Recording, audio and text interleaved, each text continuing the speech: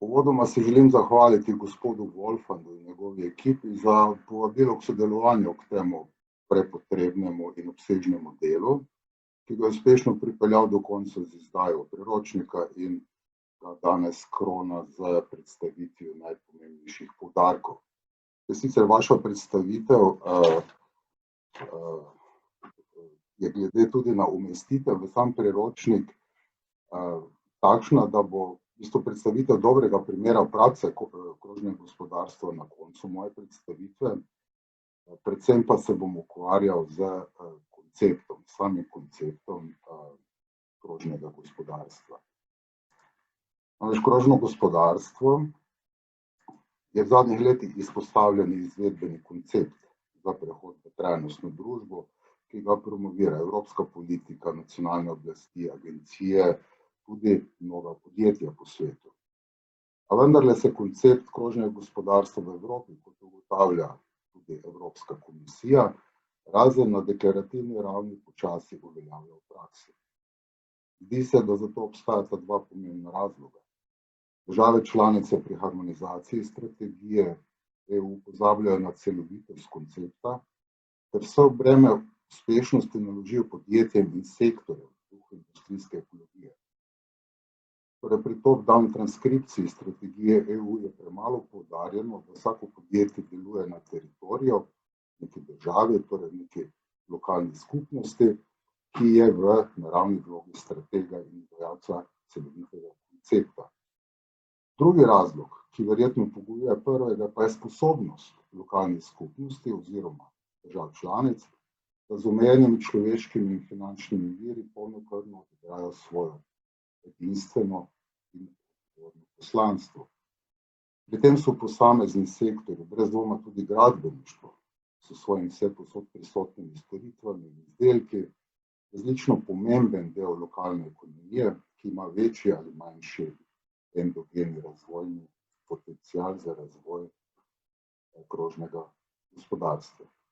Če pogledamo še na hitro z analitičnega vidika, hitrejša implementacija krožnega gospodarstva zavira nesistematična in velikokrat pristranska razlaga koncepta, ki se pogosto napačno enači z industrijsko ekologijo. Obsežnejšo argumentacijo lahko najdete v mojem prispevku. Na tem mestu bi želel poudariti zgolj to, da je pri načrtovanju in implementaciji krožnega gospodarstva na nekem teritoriju potrebno zajeti politiko, ekonomski, okoljski in socialni vidik ter napredovanje tehnologije in izobraževanja. Kljub trudu se zdi, da je to še pretežka naloga, saj v branju dokumentov in razlagu koncepta krožnega gospodarstva največkrat dobimo vtis, da gre za industrijsko ekologijo v službi dviga konkurenčnosti poslovnih sistemov, pri čemer se družbeno-socialna dimenzija upraviči kvečjemu z delovnimi mesti ali informiranostjo potrošnika. O značilnostih trajnostnega razvoja smo danes že slišali, zato se bom osredotočil zgolj na umestitev krožnega gospodarstva znotraj trajnostne paradigme. Trajnostni razvoj je proces, je pot, je stanje trajnosti z robnimi pogoji, ki jih še ne poznamo in ki bodo obstajali takrat, ko bo trajnost dosežena. Krožno gospodarstvo znotraj tega poskuša v okviru tehničnih, zakonodajno-pravnih in političnih možnosti dosegati dosegljive, materializirane mestne postaje na tej poti.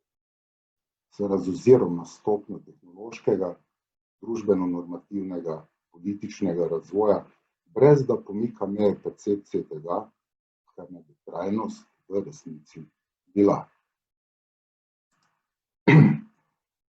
Krožno gospodarstvo je torej določeno z območjem učinkov in z deležniki, ki te učinke proizvajajo in zaznavajo. Seveda so pri tem tudi gospodarski subjekti v območju pomemben deležnik, ki imajo pomemben vpliv na uspešnost krožnega gospodarstva, še daleč pa niso edini. Presojo o tem pogosto megli mešanje konceptov spet industrijske ekologije in koncepta krožnega gospodarstva, ki ni in ne more biti izpolnjen zgolj v okviru gospodarske dejavnosti, izdelka, subjekta ali sektorja. Zato mora veljati, da uspešnost krožnega gospodarstva ne temelji na kapitalskem, ampak na narodno-gospodarskem dobičku, torej na multiplikativnih trajnostnih učinkih na okolje, kjer se izvaja, in na ljudi, ki so vključeni vanj. Ta trditev daje podlago za sklep, da se celoviti koncept krožnega gospodarstva lahko zasnuje in izvaja uspešno samo na reguliranem območju z izvoljenim vodstvom, takšnem, ki je odgovorno ljudem in ne kapitalu. Ta navidezno drzna trditev v aktualnem družbeno-ekonomskem sistemu ni tako heretična, kot se zdi. Saj podjetja, ki so vključena v krožno gospodarstvo na nekem teritoriju, še vedno poslujejo po načelu kapitalskega dobička in industrijske ekologije. In pa simbioza z lokalno skupnostjo daje podlago za večji vpliv na kakovost življenja na tem območju, pozitivne učinke na svoje poslovanje in konec koncev pomoč lokalne skupnosti v težjih, aktualnih epidemioloških razmerah, ki seveda od globalnega trga ne morejo pričakovati. Je pa osnovni pogoj, da je krožno gospodarstvo, če želi biti trajnostno, tudi finančno samozadostno in vzdržno. Pri tem ne stremi čim večjemu finančnemu dobičku, ampak čim večji vključenosti lokalnih deležnikov in virov, ne glede na to, da velikokrat niso najcenejši. Globalni trg vpliva na krožno gospodarstvo zgolj pri oblikovanju cene končnih izdelkov oziroma storitev, ki pa seveda mora biti konkurenčna, če jih želi prodati izven svojega teritorija. Medtem ko ekonomske in okoljske učinke znamo relativno dobro oceniti, izbor in kvantifikacija družbeno-socialnih učinkov ni tako jasna. Hkrati jih je težko jasno ločiti od ekonomskih ali okoljskih, ker ne preseneča, saj nobeden od teh učinkov ne nastane sam po sebi izolirano, brez vzrokov in posledic. Torej, krožno gospodarstvo na teritoriju, kjer se implementira, zvišuje kakovost bivanja za vse prebivalce v vseh pogledih, ki se prepletajo, ekološki, ekonomski, družbeni, socialni. In ravno širok spekter učinkov in presnova krožnega gospodarstva neizogibno vodita do sklepa, da so naravni strategiji in izvajalci krožnega gospodarstva v Sloveniji lokalne skupnosti. In to seveda v partnerskem odnosu z državno politiko, ki mora zagotavljati strateške ter ustrezne zakonodajne in finančne pogoje oziroma okvir. Krožno gospodarstvo s tem sovpada s podstatjo trajnostnega razvoja, ki se lahko uspešno implementira zgolj od spodaj navzgor, torej bottom up. Hkrati pa nalaga lokalnim oblastem veliko odgovornost. In sodelovanje čim večjega števila podjetij, lokalne industrije, drugih lokalnih deležnikov, je brez dvoma potreben pogoj za uspešnost krožnega gospodarstva. Bistveno pa je, da neposredne in posredne koristi krožnega gospodarstva čuti lokalna skupnost in njeni prebivalci. Ker je odmerjen čas preskromen, da bi podrobneje predstavil sicer v članku analizirane aktualne smernice EU na področju krožnosti in prehodu, trajnostno družbo ter krožnem gospodarstvu v gradbeništvu, smo pa o tem že nekaj slišali. Lahko povzamem zgolj skupno ugotovitev, da Svet Evropske unije in Evropska komisija izpolnjujeta vlogo nadnacionalnega koordinatorja v trajnostnem razvoju tukaj in zdaj, torej v krožnem gospodarstvu. S tem, da zagotavljata strateški, splošno zakonodajno-pravni in deloma finančni okvir, specifično tudi v sektorju gradbeništva. Odgovornost za družbeno-socialno dimenzijo pri implementaciji krožnega gospodarstva pa je prepuščena državam članicam, lokalnim oblastem in deležnikom, ki seveda najbolje poznajo potenciale in potrebe na svojem teritoriju. Ob koncu bom poudarjeno tudi v sklepih Sveta Evrope vitalno vlogo mest in regij, torej lokalnih skupnosti, pri implementaciji celovitega koncepta krožnega gospodarstva in implikacije na sektor gradbeništva, ilustriral s primerom dobre prakse v občini Kočevje. Občina Kočevje preko svoje javne gospodarske družbe Komunala Kočevje leta 2015 ustanovila gospodarsko družbo Kočevski les, d.o.o., vsem z namenom, da vpelje koncept in koordinira krožno gospodarstvo na teritoriju občine.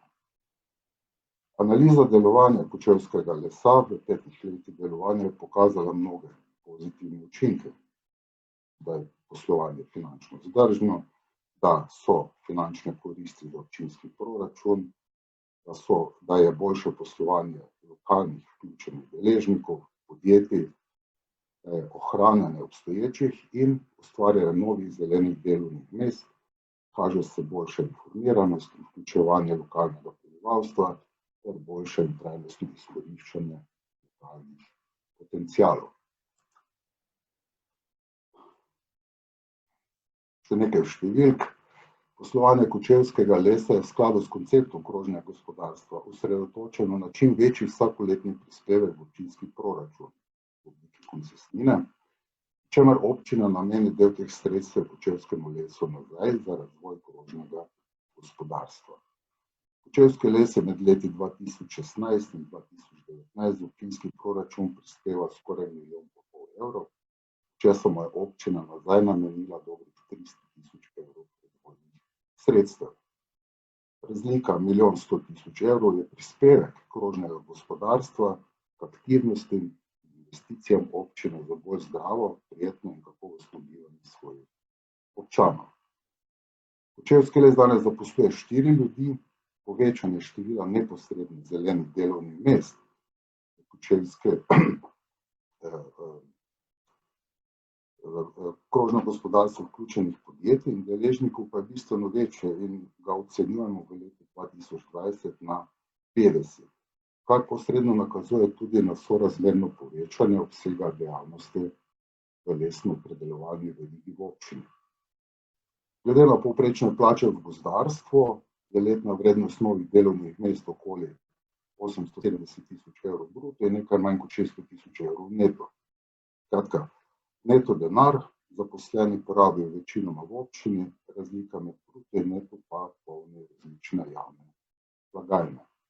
To so neposredne finančne koristi krožnega gospodarstva v Kočevju, tako pa poleg neposrednih finančnih koristi izmerimo tudi posredne koristi. Samo z naslova nadomestila za brezposelnost in nižanje brezposelnosti zaradi implementacije krožnega gospodarstva v teh 4 letih prineslo nekaj več kot 400 000 evrov prihrankov različnim javnim blagajnam. Drugi neekonomski in posredni pozitivni učinki uspešnega izvajanja celovitega koncepta krožnega gospodarstva v občini Kočevje se kaže v velikem številu neprofitabilnih investicij v občini, višjemu življenjskega standarda, ki je očiten, večjo prepoznavanje Kočevskega lesa kot ključnega produkta, razmahu ekoturizma in zanimanje za prihod investitorjev, kot je vsem znano, najbolj izrazit takšen investitor, ki je prišel v Kočevje, je globalni igralec na področju robotike in skala. In taki investitorji želijo z umestitvijo v trajnostno naravnano okolje povišati svojo konkurenčnost. In s tem se krog krožnega gospodarstva sklene.